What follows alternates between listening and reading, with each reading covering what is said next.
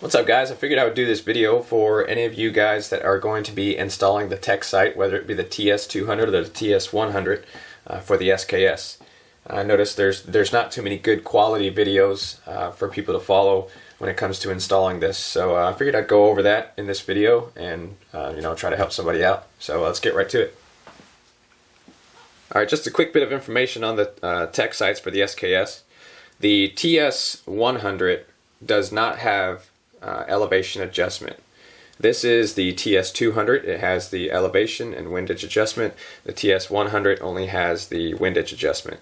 But what the TS100 does have is a flip down sight that switches from 0 to 200, I believe, and then 200 to 300 yards. So it's got a cool little flip sight there, but not elevation adjustment.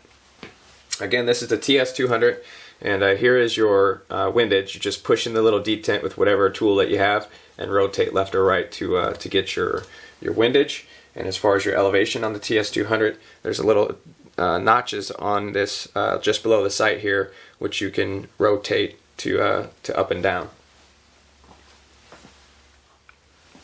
One of the things you'll notice is that my takedown lever here is missing, and that's because this has to be removed in order to utilize the Tech site. And how you remove this is very simple. There used to be a little knob right here that you have to grind down or file down with a file, and if you don't have a Dremel, you have to file it, and that's pretty much what I had to do, and I'll show you how I did that. You just remove your receiver cover and your spring. You can remove your bolt as well, but I'll save that. So what you do is you basically just get it into this middle position here inside of these grooves so that you don't damage any of your other parts in your receiver with the file, and you just continue to just file it right off, and no problem. Then you can just pull that right out, and then this hole right here will be utilized by the Tech site.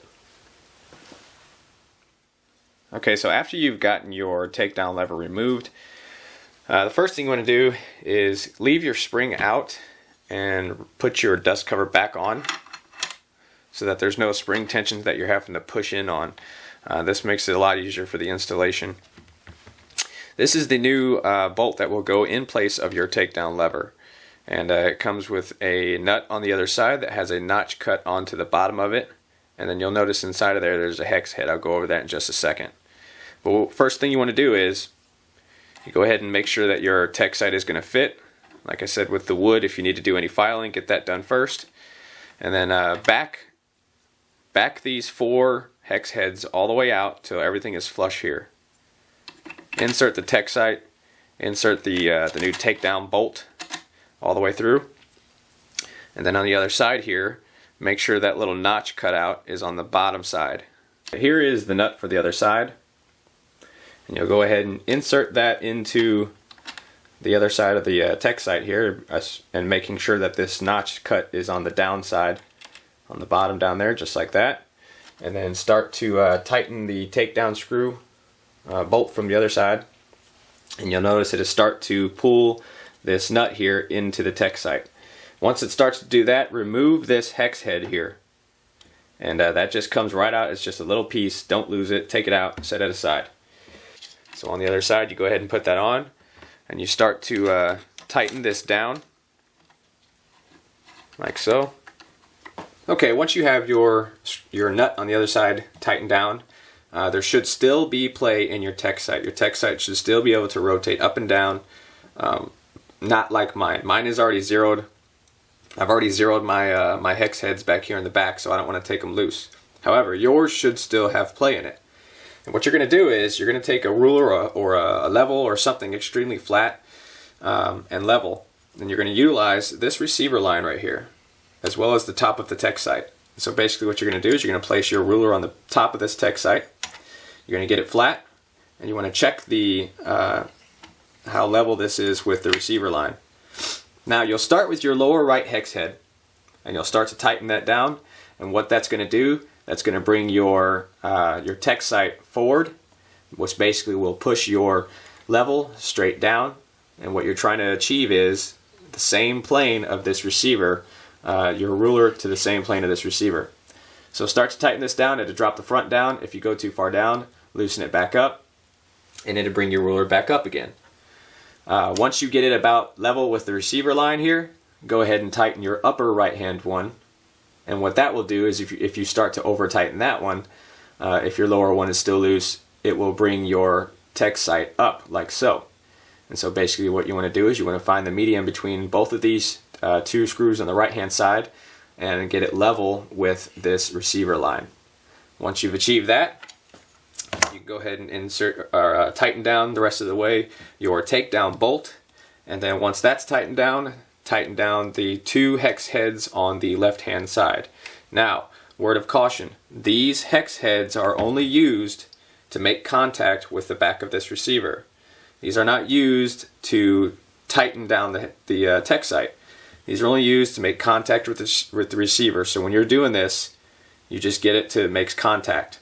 And then you can see right here, mine, there's absolutely no play at all. And so each time I take down this takedown bolt here, it will return to 0 anytime I put it back on, because these are making contact with the back of the receiver. And that's pretty much it for installing your tech sight, except for that one little hex head that you took off the nut on the other side. Go ahead and install that now, tighten that all the way down, and everything is set. Alright, on the front of the rifle here is where my rear sight base used to sit. And you can see these notches here basically sat where this pin is sitting now. There's a pin here, if you can make it out, and it has a groove cut out into the top of it and the bottom. The bottom has a straight, squared off cut, which sits on the spring of your rear sight base.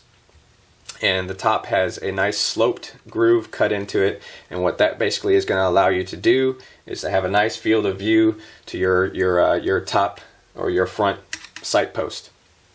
And you can use whatever method works best for you as far as removing your rear sight here off of your SKS. All I basically did was on the top of the spring here, you can see I just used a lot of force downward until the spring gave way, and then I wiggled the rear sight out from underneath the little slot that it has for it there and got it out.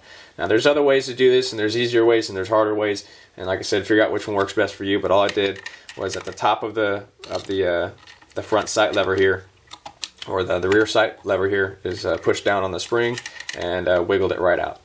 So you're going to have to do that. Push down on the spring again, insert your new pin here that holds your spring down, and basically all that's going to do is just keep your spring in there from coming up and providing a clear sight picture to your front sight post.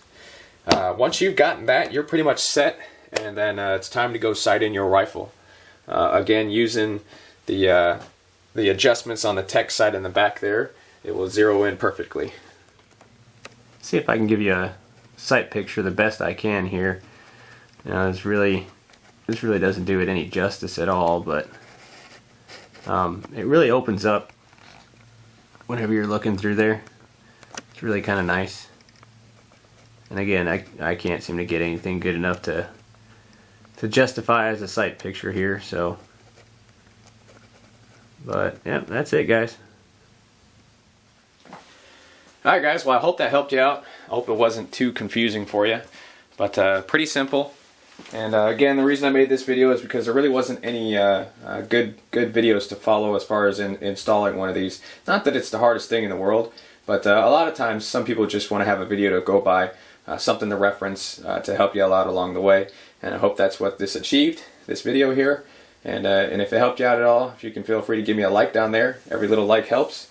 And if you have any questions, feel free to comment on the bottom. Feel free to share. And as always, I appreciate you guys watching the videos and subscribing, and we will talk to you next time.